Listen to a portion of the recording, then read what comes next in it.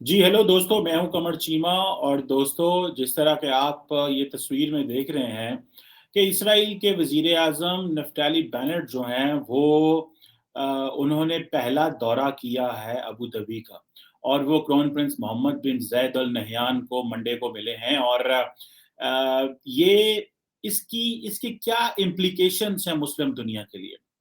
इसके क्या इम्प्लीकेशंस हैं मुस्लिम पॉपुलेशन के लिए? इसको दुनिया को, मुझे मुस्लिम वर्ल्ड को किस तरह देखना चाहिए? This is very important to understand and to talk. मैं आपको बता दूँ, अगर आपको याद हो कि डोनाल्ड ट्रंप की और उनके जो सन इन लॉ जैरेड कुशनर की बहुत बड़ी जो एक एफर्ट रही है, वो ये है कि हम मिडल ईस्टर्न ममालिक के इसराइल के साथ ताल्लुकात ठीक करें। और अभी आपको पता है कि जो अब्राहम अकॉर्ड हुआ, जिसमें डोनाल्ड ट्रंप, बीबी नेतन्याहू और यूएई के फॉरेन मिनिस्टर साहब भी मौजूद थे। उसमें ये हुआ कि जी हम डिप्लोमेटिक ताल्लुकात जो हैं वो यूएई के साथ और इसराइल के एस्टैब्लिश होंगे, और इसमें ऑब्वियसली बड़ा इंपॉर्टेंट किरदार अमेरिका का था इसमें। अब ज़ाहिर बात है, ये जो हेडलाइंस बन रही हैं, इसकी ये जो तस्वीरें आपके सामने आ रही हैं कि जी इस्राएली प्राइम मिनिस्टर जो नफ्ताली बेनेट हैं, उन्होंने अबू धाबी का दौरा किया और क्राउन प्रिंस मोहम्मद बिन ज़ायद अल नहयान से मिले। और मज़े की बात ये है कि जो यूएई के फॉरेन मिनिस्टर हैं, वो खुद उनको रिसीव करने जाते हैं वहाँ पे। ठीक है जनाब? और उसकी आप देख लें कि जब ये चीज़ें बेहतर हुई, उसके बाद फिर बहरीन, सूडान, मोरक्को जो है वो जो रिलेशनशिप जो है वो नॉर्मलाइज़ हुआ इसराइल का अरब ममालिक के साथ, जिसका ये कहा गया और ये बातें हुई कि भाई आइंदा आने वाले दिनों में ये हो सकता है कि सऊदी अरब के और इसराइल के ताल्लुकात भी ठीक हो सकते हैं। और आपको याद होगा कि उस वक़्त ये कहा गया कि जनाब जो बीबी नेतन्याहू हैं वो आएँगे, आए थे सऊदी अरब में। और उस वक़्त बड़ा शोर मचा, और सऊदी अरब ने उसको कहा कि नहीं, डिनाई किया। लेकिन ये कहा गया, मुझे अब उस शहर का नाम तो भूल गया, लेकिन ये कहा गया कि उस शहर में आई थिंक जो है वो इस्राएली प्राइम मिनिस्टर आए थे और क्राउन प्रिंस मोहम्मद बिन सलमान भी वहाँ पे गए, वहाँ पे बातें हुई, डिस्कशन हुई, क्या होना चाहिए, क्या नहीं होना चाहिए, इस तरह की सारा कुछ। अब यहाँ पे आके जो चीज़ इम्पोर्टेंट है वो ये समझनी है कि मुस्लिम दुनिया इसको किस तरह लेती है। जो अभी दो थोड़े दिन पहले सऊदी अरब ने तबलीगी जमात को बैन किया, तो अभी जो मुस्लिम वर्ल्ड जो जिनका हमेशा मुसलमान, जैसे पाकिस्तान के अंदर खास करके, ये मैं पाकिस्तानी मुसलमानों के लिए ऑब्वियसली बात कर रहा हूँ, कि जिस तरह हमने ये लिया जी, लो जी तबलीगी जमात को बैन कर दिया, लो जी अब ये जो है ना, ये आले सऊद, ये दज्जाल हैं, ये फलां हैं, ये डमकान है। जब इनको इस तरह के हम नाम दे रहे हैं कि जब ये उस वक़्त जब कॉन्स्पिरेटोरियल पैराडाइम यहाँ पे एस्टैब्लिश होते थे जनाब, इसराइल तो पाकिस्तान के जो है वो तबाह कर देगा, और वो मिला हुआ है भारत के साथ, और वो हमारे यहाँ ये करना चाहते हैं, वो करना चाहते हैं। ये कॉन्स्पिरेसी थ्योरीज़ जो है वो होती रहती हैं। आज मैं सुबह मार्गला डायलॉग में इंग्लैंड के जो हाई कमिश्नर उनको सुन रहा था, वो यही कह रहे थे कि जनाब लोग तो ये समझते हैं कि हम यहाँ पे बैठ के पता नहीं कौन-सी कोई बड़ी ग्रेट गेम्स कर रहे हैं, जब हम लोगों से मिलते हैं। तो जो एक इंप्रेशन क्रिएट किया जाता है, यहाँ पे जानबूझ के अमेरिका का, इंग्लैंड का, इसराइल का, भारत का, हमारे पाकिस्तान के खिलाफ बड़ी साजिशें हो रही हैं, दुनिया हमें आइसोलेट करना चाहती है, हमें देखिए दुनिया ने हमें क्या आइसोलेट करना है, हम आइसोलेट तो खुद होंगे जो होंगे, और हम अपनी हरकतों से आइसोलेट होंगे। जब ये आप लोगों को यहाँ पे ज़िंदा जला देते हैं, तो आइसोलेशन तो इन चीज़ों से होती है, एक्सट्रीमिज़्म से होती है, और आपके इंटरनल चैलेंजेस हैं जो हमें एड्रेस करने हैं। खैर एनी हाउ, अब ये जो वहाँ पे आए हैं बेनेट साहब जो आए हैं वहाँ पे, और उनको यूएई के फॉरेन मिनिस्टर अब्दुल्ला बिन ज़ैद अल नहयान ने वहाँ पे रिसीव किया, और जो टाइज़ हैं वो नॉर्मलाइज़ हो गई दोनों ममालिक की। अब ये चीज़ देखनी है कि जो मुत्तहदा अरब अमारात जो है, वो ज़ाहिर बात है जो अमाराती हैं, वो चाहते हैं कि वो अपना एक इन्फ्लुएंस एस्टैब्लिश करना चाहते हैं, और मुआशी तौर पे तजारती ताल्लुकात को बढ़ाना चाहते हैं। और अगर मैं आपको सही बातों में बात करूँ, जो मैंने पहले शायद की भी थी, कि असल में यूएई ने पाकिस्तान के जो वीज़े बंद किए थे, वो किए ही इसराइल की वजह से थे।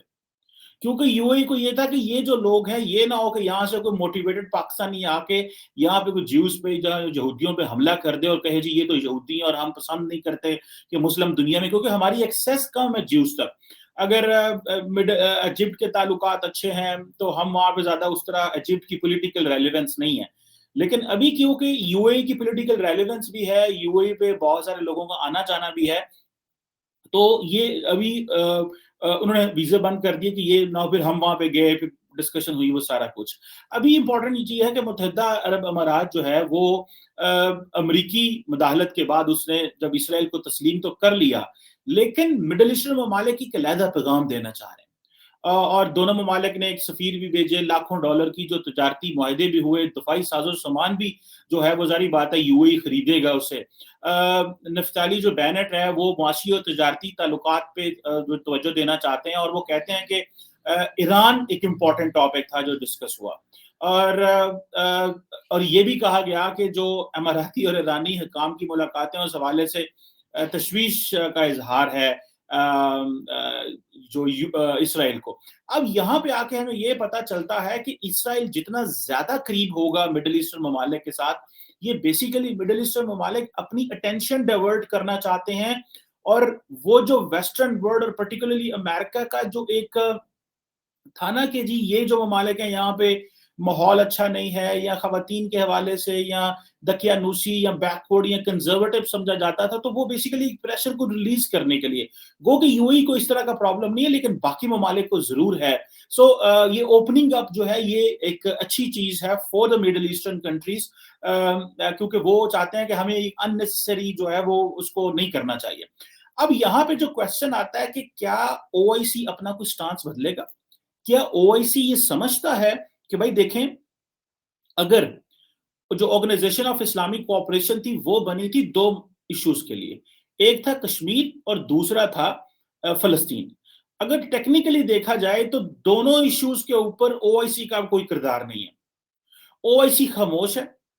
ओआईसी, अब देखिए जो अब्राहम अकॉर्ड हुआ उस पे ओआईसी का क्या स्टांस आया था? अगर यूएई और बाकी ममालिक ने ईरान इसराइल को रिकग्नाइज कर लिया, तो उस पे ओआईसी ने क्या बात की? क्या ओआईसी ने उसको तनकीद का वो किया? नहीं, ओआईसी तो बिल्कुल खामोश रही वहां पे। ओआईसी ने तो कुछ बोला ही नहीं, क्योंकि ओआईसी कंप्राइजेस मेजर जो अरब ममालिक हैं। हम तो बीच में सारे, हम अपने आप को कहते तो रहते हैं कि हम जनाब वो जो है वो फाउंडिंग मेंबर्स हैं ओआईसी के, लेकिन in reality does OIC listen us? The OIC has listened us for long. I think अब ओआईसी हमें नहीं सुनना चाहती, क्योंकि हमारी वो लिवरेज खत्म हो गई है ओआईसी ममालिक के ऊपर। हमारा जो एक इम्पैक्ट था वो खत्म हो गया। अब ओआईसी पहले जो हमारी मिलिट्री की बड़ी पावर होती थी, और वो कहते थे जनाब देखें हमें जो पाकिस्तान की जो फौज है ये हर जगह पहुंच जाएगी। अभी पोजीशन ये है कि यमन में हमने अपनी फौज ना भेज के हमने मैसेज भेज दिया कि हम दूसरों की जंगों में नहीं जाएंगे, क्योंकि हम अपनी जंगें लड़ रहे थे। हमें अपने लिए हमारा अपना सर्वाइवल, हमारा पाकिस्तानी फौजी अपने मुल्क में शहीद हो रहा है, फिर हम दूसरे मुल्कों में भी जो है वो फौजें भेज रहे हैं। सानू के गनावा ने स्वाब लबना जनाब।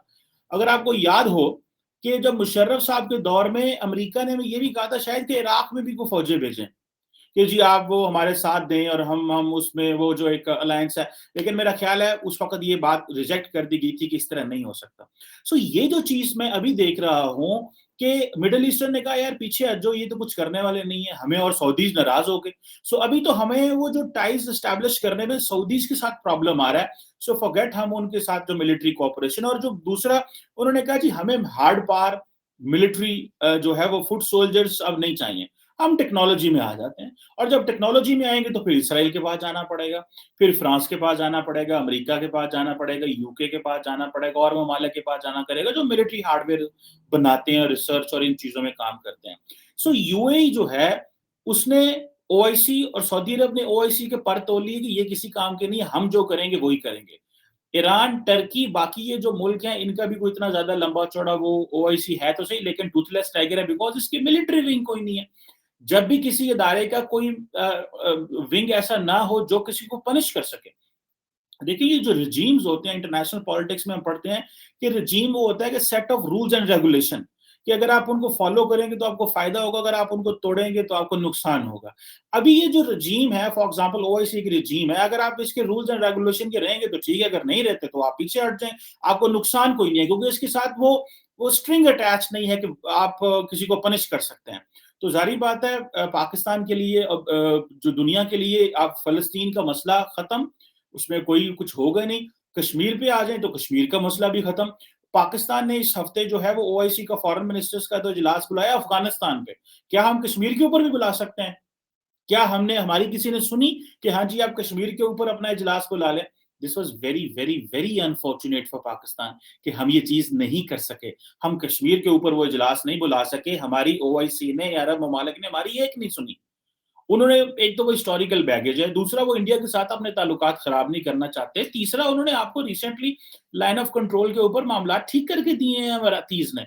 मुझे याद है कि हमारी लीडरशिप वहां गई थी दुबई में, अबू धाबी में, और वहां मिल के और कहा यार हमारी मदद करें, और उन्होंने मदद की भी। सो द पॉइंट इज कि इस वक्त ओआईसी खत्म, ना कश्मीर पे कुछ कर सकती है, ना फलस्तीन पे कुछ कर सकती है। और अभी तो सऊदी अरब और यूएई इंडिविजुअली मुल्कों को तोड़ रहे हैं कि आप इसराइल से ताल्लुकात ठीक करें, और पाकिस्तान के ऊपर भी बड़ा प्रेशर है। मेरा ख्याल है इमरान खान साहब ने ये कहा था कि भाई हमारे ऊपर प्रेशर है, हाँ वक्त आएगा तो मैं बताऊंगा, लेकिन अभी मैं नहीं बता सकता, अभी मैं वजीर आजम हूँ। सो यहाँ पे आकर के हमें ये करना है कि यहाँ पे एक इंट्रोस्पेक्शन होनी चाहिए, सेल्फ सोल सर्चिंग होनी चाहिए, so that we can come to know कि इसराइल को रिकग्नाइज करने के नुकसानात क्या हैं, फायदे क्या हैं। अगर कोई फायदा नहीं है तो ना रिकग्नाइज करें, अगर कोई फायदा मिलता है तो रिकग्नाइज करें। दुनिया जो है नॉर्मलाइजेशन की तरफ, अभी जो आपकी जंग होनी है वो तो ये तो होनी नहीं है। अभी तो जंग हो रही है ह्यूमन सिक्योरिटी के ऊपर, जिसको अब नॉन ट्रेडिशनल गैर रवायती सिक्योरिटी कहते हैं। एनवायरनमेंट हो गया, फूड हो गई, इकोनॉमी हो गई, आपकी ये जो प्रोडक्शन है, इन चीजों पे, इन चीजों पे बातें हो रही है, जैसे पेंडेमिक हो गई। अब तो दुनिया इस चीज में डिस्कस है, डायलॉग हो रहा है। अभी तो वो ये जो वेपन्स खरीदना और फौजें पालना, ये तो उन मुल्कों का काम है, दोज हु हैव रियल, जिनके जिनके पास एग्जिस्टेंशियल थ्रेट है। The way Pakistan has an existential threat, हमें थ्रेट है।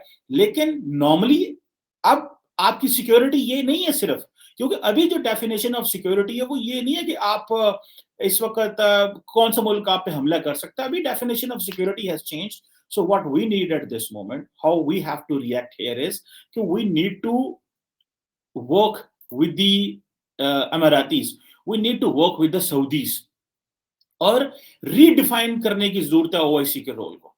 मुझे मौका मिला एक दफा ओआईसी के लोगों से बैठ के बात करने का, बड़ा सीरियस लेवल का डेलीगेशन था। मैंने वहां यही सवाल रेज किया और मैंने कहा कि हमें बताया जाए कि पिछले 75 साल में आपने, ओआईसी ने कश्मीर में हमारी बड़ी मदद की, फलस्तीन को भी बड़ा देखा, लेकिन ये पिछले कुछ सालों में तब्दीलियां आई हैं। इन तब्दीलियों को ओआईसी किस तरह देखती है? आइंदा आने वाले दिनों में आप इसको किस तरह एलैबोरेट करेंगे? ममालिक को, या जो बायलैटरल या मल्टीलैटरली आप किस तरह इसको फोर्सी करते हैं? या कि सिर्फ वो क्या होता है, वो गुफ्तन शिनस्तन बर्खास्तन, वो क्या एक टर्म बोली जाती है हमारे यहाँ पे, बस ये वही होगा, आप आएंगे हम जाएंगे, बातें होंगी, मीठा मीठा जो है वो क्रिटिसिज्म भी होगा, खामोशी भी होगी। और अमेरिका को भी क्रिटिसाइज नहीं करना क्योंकि बायलैटरल ताल्लुकात अच्छे हैं, इंडिया को भी क्रिटिसाइज नहीं करना, बायलैटरल ताल्लुकात अच्छे हैं, यूएई को भी क्रिटिसाइज नहीं करना कि उन्होंने इसराइल से ताल्लुकात क्यों बनाए, वो है। ऊपर से इंडिया जो है वो तो कहता है हमें ओआईसी का मेंबर बनाए। हमारे पास तो 20-25 करोड़ मुसलमान है, पाकिस्तान के कहने पे जो है वो बनाया गया और वो सारा कुछ हुआ। तो ये जो चीजें हैं, लेकिन वो इंडिया तो तैयार बैठा हुआ था। ये तो पाकिस्तान ने शोर डाला, उन्होंने कहा यार पहले तो हम पाकिस्तानियों की सुनते कोई नहीं है, तो अगर इंडिया को हमने ओआईसी का इस तरह मेंबर बना लिया तो that will be very much catastrophic होगा। फिर अमीरातीज और आई थिंक सऊदीज उससे पीछे हट गए। So this is an important development, I think we really need to look into it कि नफ्ताली बैनर्ट का इस यूएई में आना कितना इंपॉर्टेंट है, क्या रिपरकशंस हो सकते हैं ओआईसी के लिए, और मुसलमानों को इस तरह किस पे सोचना चाहिए, और हमें उस कॉन्स्पिरेटोरियल पैराडाइम से आना चाहिए एंड मूव ऑन करना चाहिए। I think that is going to be very much helpful for our people. But at the end of the day, the most important thing is how we move forward पुराने mindset से, क्योंकि अगर पुराने mindset को हमने साथ रखा तो things will not be same. Thank you very much.